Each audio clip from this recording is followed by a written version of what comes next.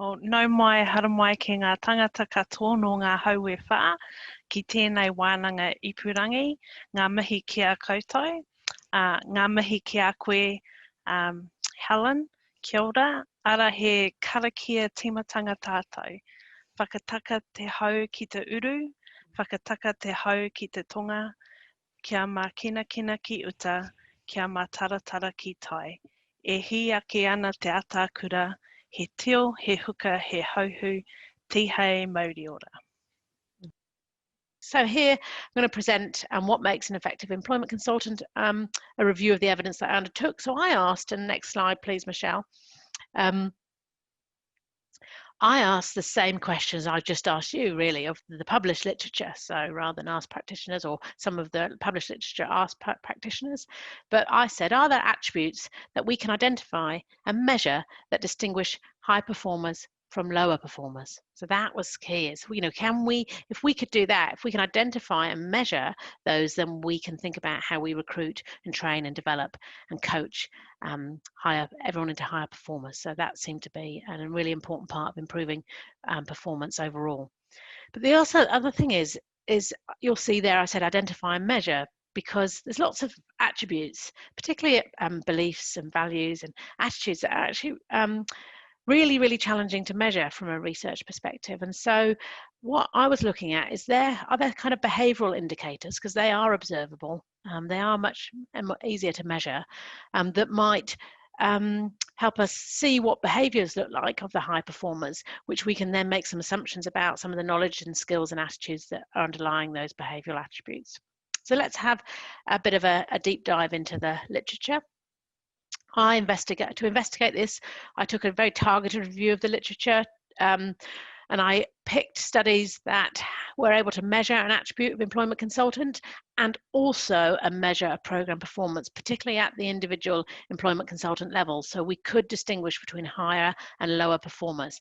So you will look at some of the literature, and whilst it tells you a bit about what's important, it doesn't say particularly distinguish between higher and lower performers. But there is a cluster of research that I was able to identify that allowed us to look at that. We can go to the next slide, please, Michelle. So this is when I looked at the review of the evidence, and I found about 12 empirical studies that looked directly at higher performers and the behavioural attributes. And I'll read those through to you, and then I'm going to go through 4 in more detail, and then we can chat about how we bring this into your practice.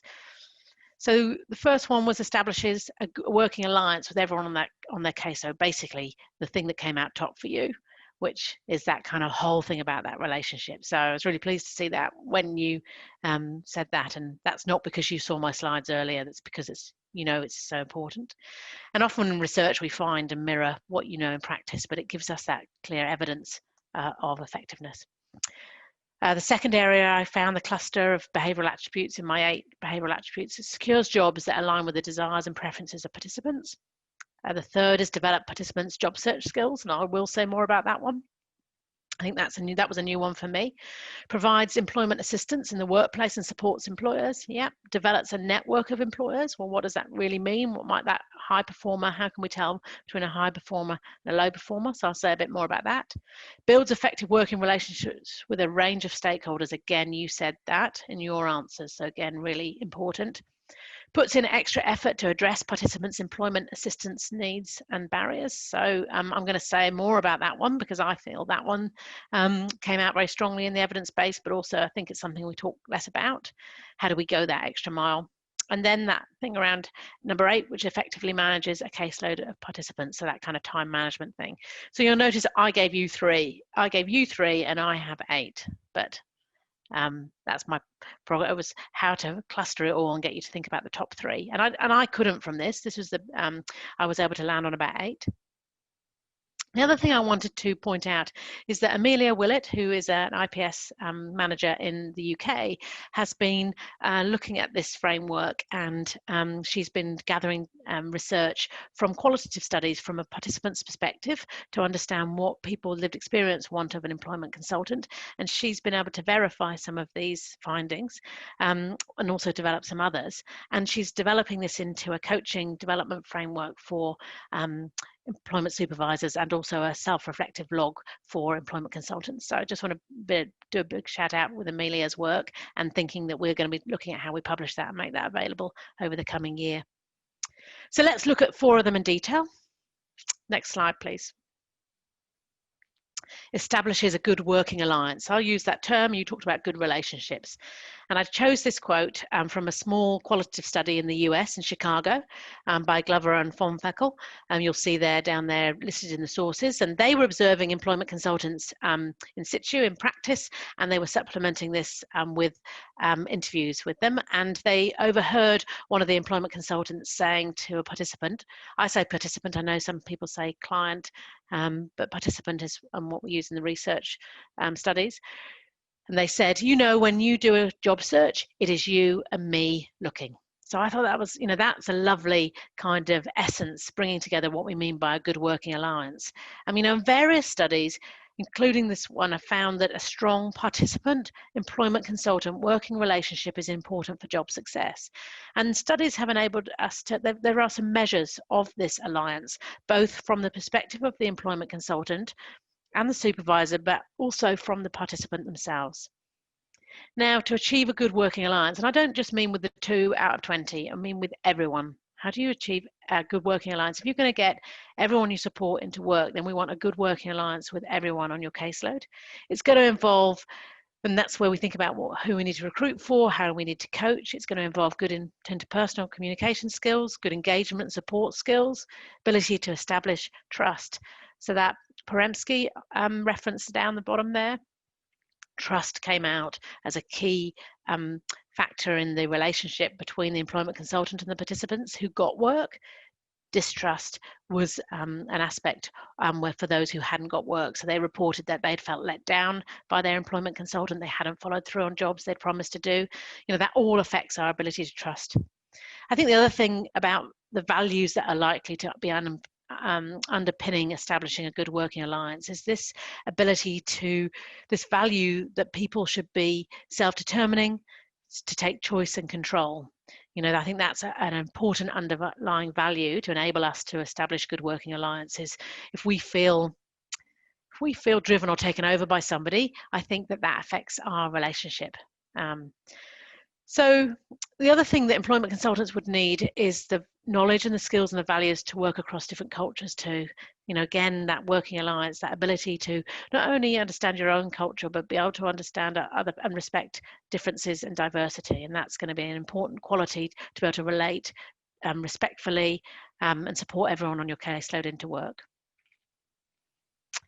So that's that one. Now, what does that mean for practice? I know I've said a few examples. But in coaching, supervision, your own reflective practice, you might say, let me think about some of those interactions I've had recently.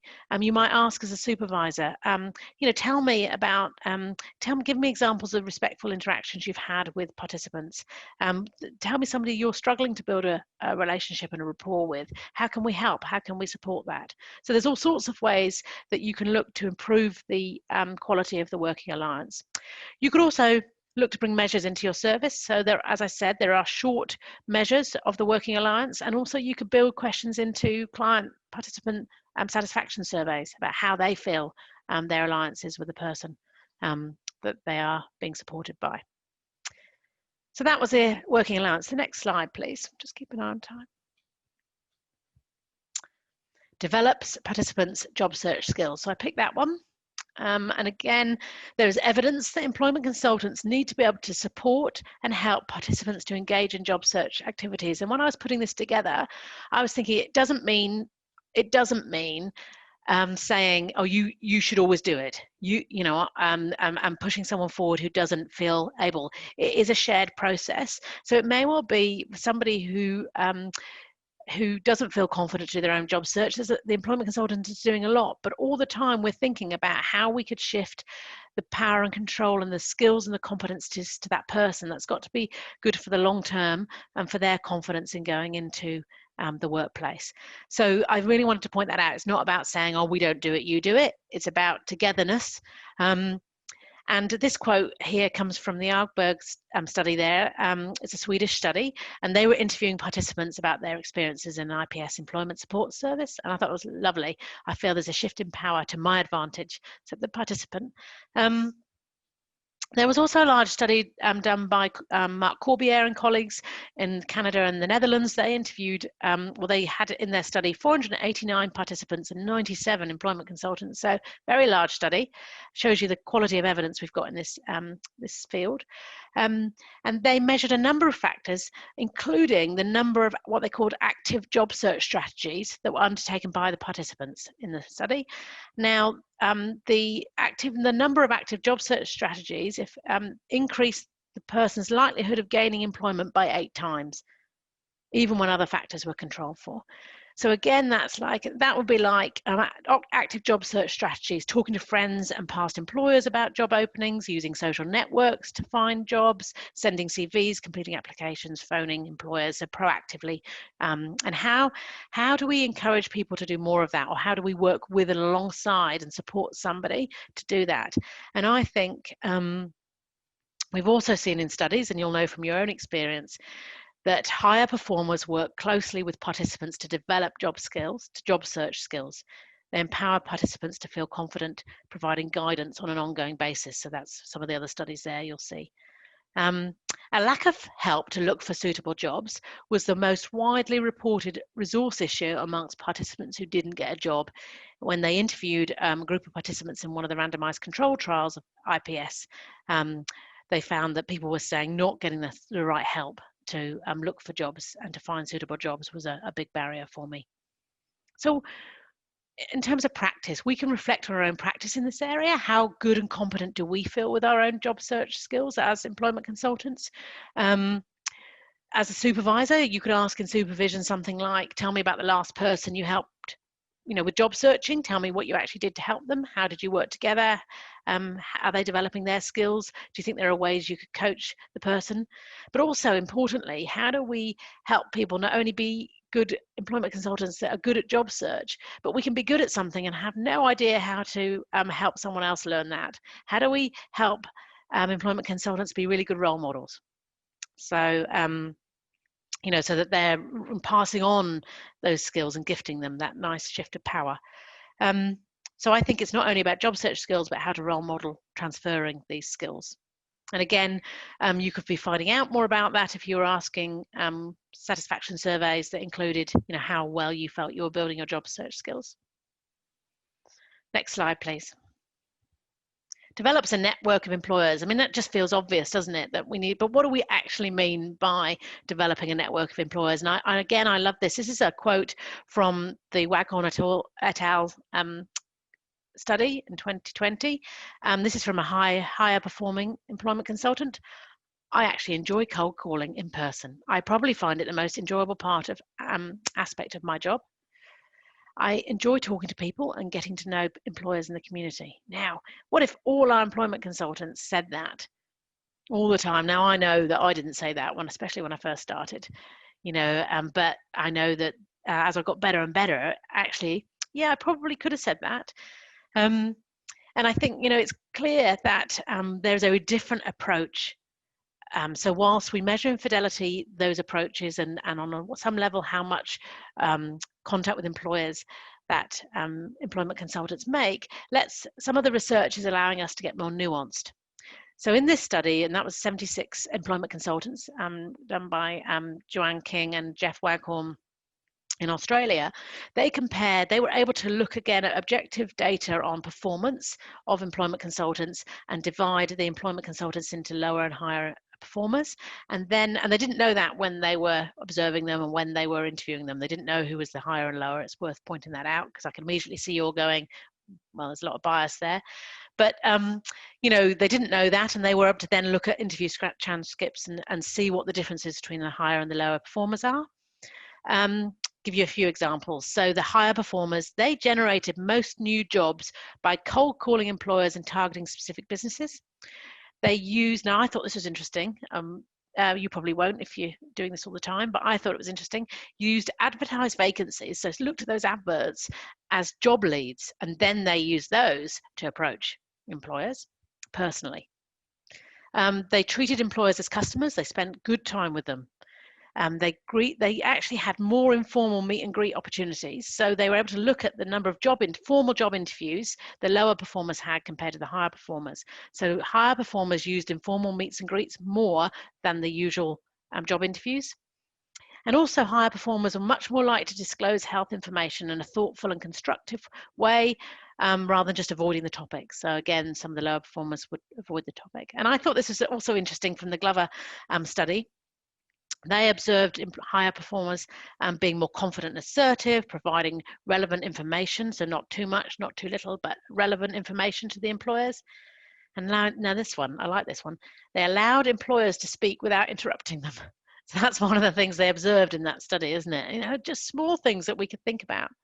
And they demonstrated really active, attentive body language, so maintaining eye contact, those sorts of things. So you know, there's some really great research here that will, I think, enhance your own personal practice experiences.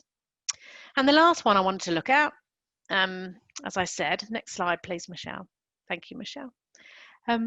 Put in extra effort to address barriers. Put in extra effort. We're always trying to get people to put in extra effort. I'm always putting in extra effort. What makes one person put in an extra effort and then other person not? Well, really, we have to find out how people tick, don't we? You know, how everyone's different about why they put in effort, what motivates them. But one of the things, and you pick this up in your comments, is believing in each person's potential. And that is a quote from the Tilson Simonson study there with a high-performing employment consultant. I believe they found that the employment consultants that were getting more of the outcomes really, truly, authentically believed in each person they were supporting's potential. That was a study looking at young people, young disabled people trying to get work. So not all studies came from the mental health and addiction literature. And so that's one thing. They've also found in other studies that some people are driven by a very strong human rights approach, this equity issue, that this is a right to employment. So some employment consultants are very driven and motivated by their own belief in the human rights agenda, as well as their own personal beliefs.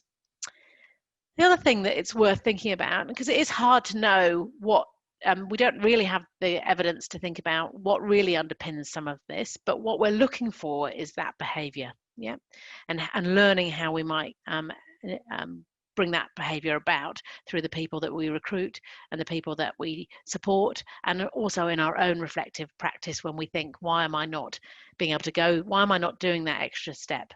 And what is it? What is it in my own well-being that might be affecting that? But that's what we're trying to do for high performers, is get people to that place.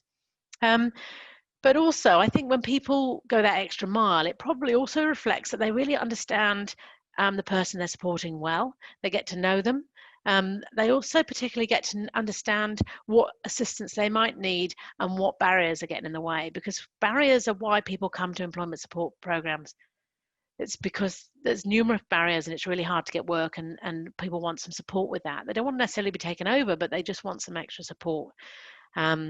And if you know, so if you're prepared as an employment consultant to go through all those and not say, well, actually, if you can come back when you've addressed X or Y or Z, but actually say, let's work with you. Let's keep looking at the jobs, looking at what you want to do. But actually, I know so-and-so, and they'll help you with that. What about on my networks that mean that I can reach and through and connect you with other people that can help address some of that barriers? And I think we observe that sort of behaviours in those high-performing employment consultants. There's other ways of doing it. I know some people have lovely reflective awards, you know, like Employment Consultant of the Month, you know, that lovely feel-good factor that you've got that accolade from amongst your peers. So there's lots of different ways we can encourage people to put that extra effort in. But I think a lot of it's about knowing being confident in your knowledge of health and safety, workplace legislation, the benefit system, having good networks that mean you're going, oh yeah, we can deal with that. If I went to an employment consultant and they said, don't worry, we'll deal with that, I'd be, you know, yep, that's fine. Yep, I can be, let's work that out together. Let's problem solve and be creative. So that's kind of that's 4 of the 8 that I've gone through in a bit more detail. Look, I really hope that's given you some ideas in your own practice from supervisory management perspective. Next slide, please, Michelle. I just, think, I would encourage you, from what I've been talking about today, to think about what this means for recruiting employment consultants, but most importantly, developing this important workforce. There has never been a more important time than to think about how we support and build this workforce as we move into significant levels of unemployment, our biggest for many, many years, as I heard on the radio this morning. Many people will be facing numerous different barriers to work, so we're going to have to recruit and develop this workforce. It's really important, so it couldn't be more timely. The next slide just gives you my contact details. I'm very happy to be contacted, as I said. Ngā mihi nui ki a koutou.